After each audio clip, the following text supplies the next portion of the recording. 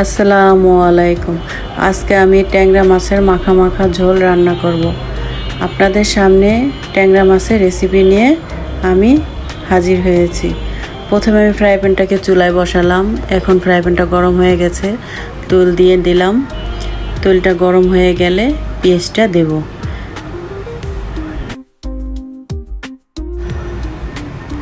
পেঁয়াজটা দেওয়া হয়ে গেল আমার। এখন পেঁয়াজটাকে ভালো করে নেড়ে চেড়ে নেব। পেঁয়াজটা নাড়াচাড়া হয়ে গেলে বাদামি কালার হলে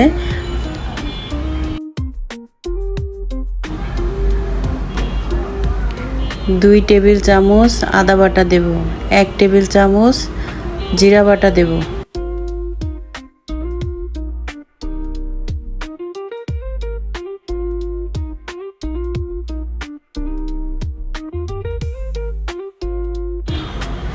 মশলাটাকে ভালো করে কষিয়ে নেব। কষানো হয়ে গেলে আমি একটা বাটির মধ্যে 1/2 টেবিল চামচ হলুদের গুঁড়া, 1 টেবিল চামচ মরিচের গুঁড়া, 1 টেবিল চামচ লবণ দিয়ে আমি মশলাটাকে ভালো করে নেড়ে চেড়ে নেব। তারপর পরিমাণ মতো একটু পানি দিয়ে ভালো করে কষিয়ে নেব। কষানো হয়ে গেলে আমি প্রথমে মাছগুলো ছেড়ে দেব।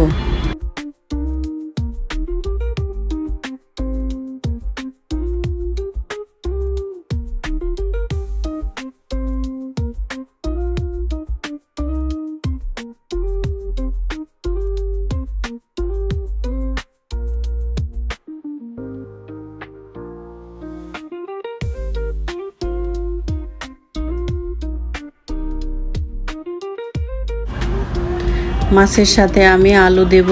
আলু দিয়ে ভালো করে মাছটাকে কষিয়ে নেব।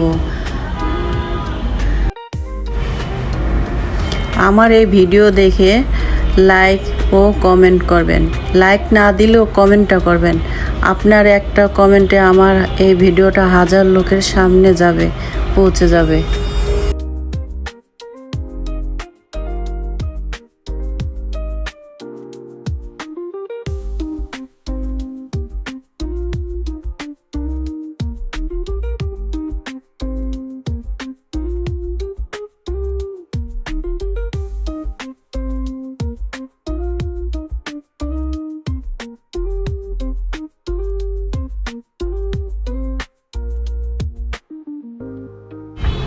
মাছটাকে আমি ভালো করে কষিয়ে নিলাম।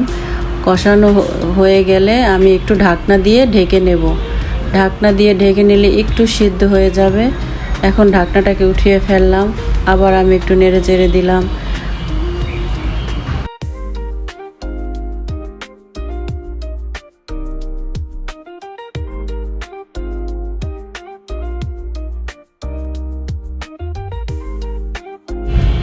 এখন আমি পরিমাণ মতো পানি দিয়ে দেব। পানিটা দেওয়া হয়ে গেলে আমি টমেটো কেটে রেখেছি, তা পিসগুলো সাজিয়ে দেব। সাজানো হয়ে গেলে এখন আমি কাঁচামরিচগুলাই দিয়ে দেব। কাঁচামরিচগুলাই দেওয়া হলে ঢাকনা দিয়ে ঢেকে দেব, যাতে পানিটা বলক আসে। এখন ঢাকনাটাকে উঠাবো, উঠিয়ে একটু নেড়ে চেড়ে দেব। নাড়াচাড়া হয়ে গেলে